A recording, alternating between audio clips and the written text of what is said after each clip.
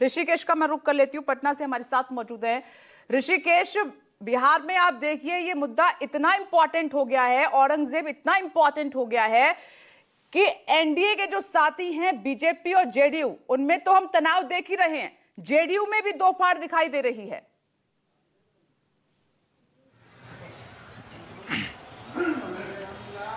नहीं पूजा, देखिए जमीन पर इसका सच कुछ दूसरा है। ये हम लोग डिबेट के लिए ये मुद्दा है, बिहार पर ये मुद्दा अभी तक जो मैं अलग अलग जी विपनेश माफ करिएगा।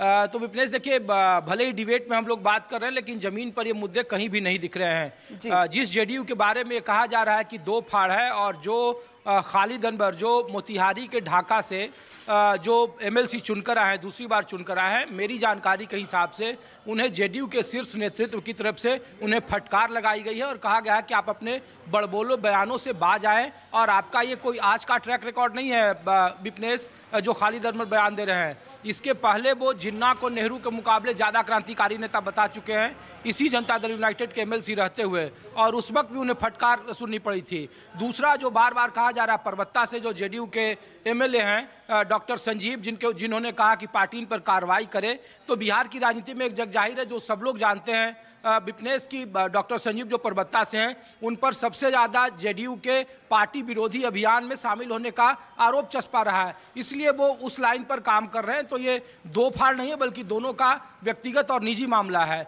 जमीन पर जब हम लोग कल पूछ रहा था, मैं दरभंगा था, जो जिस इलाके में मैं हूँ, मिथिलांचल और सीमांचल, ये वो इलाके हैं विपनेश जहाँ पे सबसे ज़्यादा ध्रुवीकरण की राजनीति होती है, जहाँ पे मुसलमान जो आबादी है वो तकरीबन कुछ जगहों पे तो 50 से ऊपर है, कुछ जगहों पर 40 के ऊपर है, कुछ जगहों पर 30, यानी कि 30-32% की आबादी इधर है। और जो ट्रेडिशनल समीकरण रहा है आरजेडी का, मुस्लिम और यादव यानी माय समीकरण, वो समीकरण इन्हीं इलाकों में ध्वस्त होता है। कुछ जहाँ पर मैं सुपौल हूँ, सुबह जब हम लोग घूम रहे थे तो यहाँ पे देखिए लोग बात कर रहे हैं कि यहाँ मखाना का सबसे बड़ा उत्पादन का सेंटर है। ये पूरा जो कोसी का इलाका है, जो बाढ़ की विभीषिका में जब हम लोग देखते हैं, उन इलाकों में पानी की तादाद अच्छी है और यहाँ मखाना सबसे ज़्यादा पूरे देश में हो रहा है। उसके बाजार पर कोई बात नहीं कर रहा, ये हमारा लोकल मुद्दा है। मखाना केंद्र बनाने की बात हो रही है, लेकिन जो ट्रांसपोर्ट, जो रेलवे का कनेक्टिविटी है, वो दिल्ली से जुड़ा हुआ नहीं है, तो यहाँ हमको माल भेजने में दिक्कत हो रही है और इस पर कोई बात नहीं कर रहा है। कई लाख हेक्टेयर में किसान इसकी खेती करते हैं। तो यहाँ का लोकल मुद्दा जो मिथिलांचल और सीमांचल का है वो ये है पूजा। दूसरी बात लोग कर रहे हैं, जो नीतीश कुमार के शीर्ष नेतृत्व की तरफ से जो खालिद अनवर को फटकार लगाई गई, उसमें स्पष्ट तौर पर कहा गया है कि आप अपने बड़बोले बयानों से इस तरीके के विवाद क्यों खड़ा करना चाह रहे हैं, जब आगे 6 महीने के बाद चुनाव है। और नीतीश कुमार का शुरू से एजेंडा रहा, आज से नहीं, 2005 से पूजा, जब विपनेश जब लगातार 2005 से नीतीश कुमार और बीजेपी की सरकार रही है, तब से जो जेडीयू है बार बार कहती रही है कि न्याय के साथ विकास है, सबका साथ सबका विकास से अलग हटकर, और सेकुलर नेता के तौर पर नीतीश कुमार सबसे ज़्यादा जाने जाते हैं। इसीलिए बिहार में जब कभी भी ऐसा मौका आया है, आपको याद होगा कि बाढ़ राहत केंद्र में कैसे नीतीश कुमार और प्रधानमंत्री मोदी उस समय नहीं थे, गुजरात के मुख्यमंत्री थे, उनकी तस्वीर को लेकर भोज कैंसिल कर दिया था। कैसे नीतीश कुमार बार बार बीजेपी से गठबंधन में रहकर अलग ही लीग पर काम करते रहे।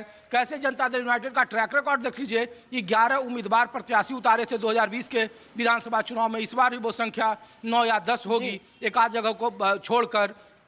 तो जो जेडीयू का शीर्ष नेतृत्व है विपनेश, वो खालिद अनवर को फटकार लगा चुका है और कहा गया है कि आप विकास पर बात करिए, जो कानून व्यवस्था है उस पर बात करिए, सड़कों को लेकर जो बात किया जा रहा है उस पर करिए, बजट में जो हमने नया रोजगार सृजन किया उस पर करिए, और जो मुद्दे ज़मीन पर है, तो मैं मिथिलांचल में जो मुद्दे थे, वहाँ के यूनिवर्सिटी का मुद्दा था, वहाँ के लोकल जाम की समस्या थी, वहाँ के मखाना की समस्या थी, जो मल्लाह और जो पासी जो अलग अलग जातीय बिरादरी है उनसे जुड़े हुए आर्थिक मसले थे।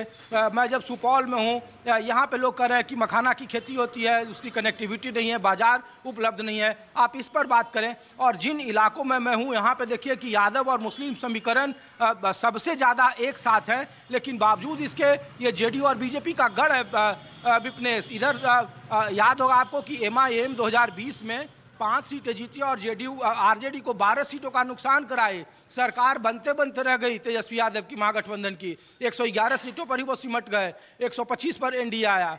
तो इन इलाकों में निश्चित तौर पर ध्रुवीकरण है। इसके बगल में छातापुर है, जहां से नीरज बबलू बिहार सरकार में मंत्री हैं। वहां जिस जाति से बात है उनका 3 या 4 हजार वोट है, लेकिन वो 2005 से लगातार जीत रहे हैं। इधर का जो एमवाई समीकरण में ध्वस्त है।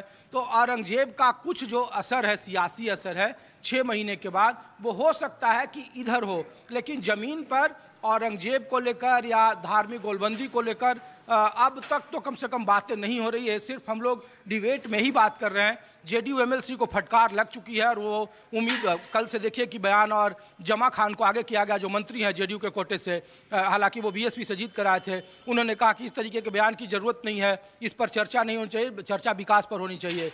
तो जब तक नीतीश कुमार गठबंधन में हैं, और देखिए बार बार कह रहा हूं कि बिहार में सब जानते हैं कि जब गिरिराज सिंह इसके पीछे अक्टूबर महीने में हिंदू स्वाभिमान यात्रा कर रहे थे तो उनसे पार्टी ने किनारा कर लिया और जेडीयू ने खुलकर कहा कि इस तरीके की यात्रा करने की जरूरत नहीं है, बिहार में उनका निजी मसला है। तो जब जब कम्युनल लाइन लेती है यहाँ नीतीश कुमार के गठबंधन में बीजेपी, तब तब नीतीश कुमार ही उनके सामने विपक्ष की भूमिका में हो जाते हैं।